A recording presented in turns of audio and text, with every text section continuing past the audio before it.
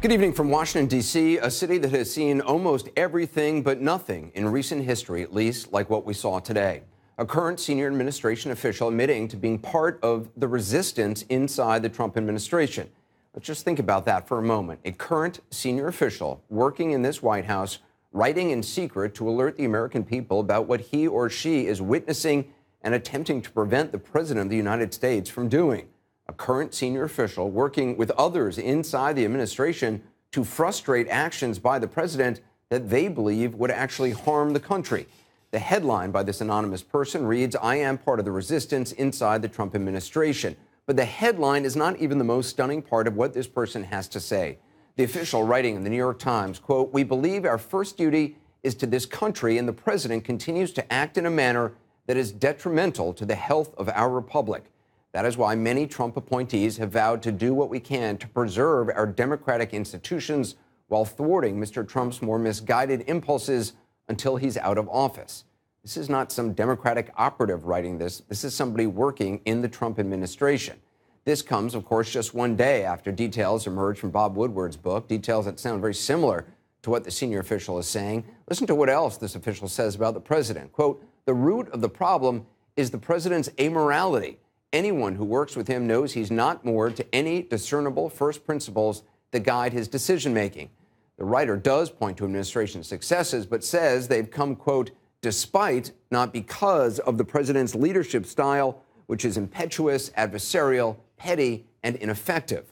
The official went on to say meetings with him veer off topic and off the rails. He engages in repetitive rants, and his impulsiveness results in half-baked, ill-informed, and occasionally reckless decisions that have to be walked back.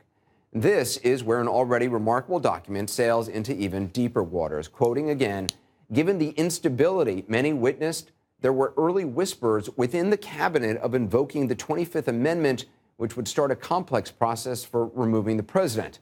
But no one wanted to precipitate a constitutional crisis, so we will do what we can to steer the administration in the right direction until, one way or another, it's over." That line, "until one way or another, it's over."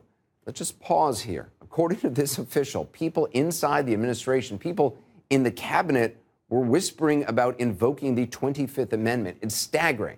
This is not by any means normal. The 25th Amendment, of course, provides for the removal of a president who's no longer fit to serve.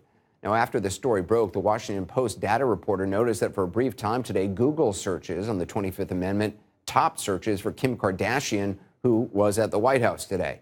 Late today, the president reacted, responding to a reporter's question during a gathering of local sheriffs at the White House. It goes on at some length. We've cut out a long digression on the economy, but it's important to hear the fullness of the president's reaction so you can get a better sense of the tone and perhaps his frame of mind. This is what we have to deal with. And, you know, the dishonest media, because you people deal with it as well as I do, but it's really a disgrace. I will say this.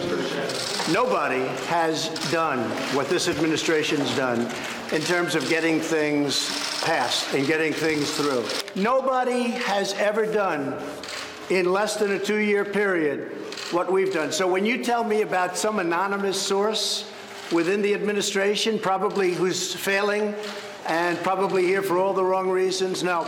And the New York Times is failing. If I weren't here, I believe the New York Times probably wouldn't even exist. And someday, let me just tell you, and someday when I'm not president, which hopefully will be in about 6.5 years from now, the New York Times and CNN and all of these phony media outlets will be out of business, folks. They'll be out of business because there'll be nothing to write and there'll be nothing of interest. So nobody has done what this administration has done. And I agree, it's different from an agenda, which is much different than ours, and it's certainly not your agenda, that I can tell you. Thank you. It's about open borders. It's about letting people flee into our country. It's about a disaster and crime for our country. So they don't like Donald Trump, and I don't like them because they're very dishonest people. Remember this also about the New York Times. When I won, they were forced to apologize to their subscribers. They wrote a letter of apology. It was the first time anybody's ever done it because they covered the election incorrectly. So if the failing New York Times has an anonymous editorial, can you believe it? Anonymous, meaning gutless, a gutless editorial. We're doing a great job. The poll numbers are through the roof. Our poll numbers are great. And guess what? Nobody is going to come close to beating me in 2020 because of what we've done. We've done more than anybody ever thought possible in, it's not even 2 years. So thank you very much. Appreciate it.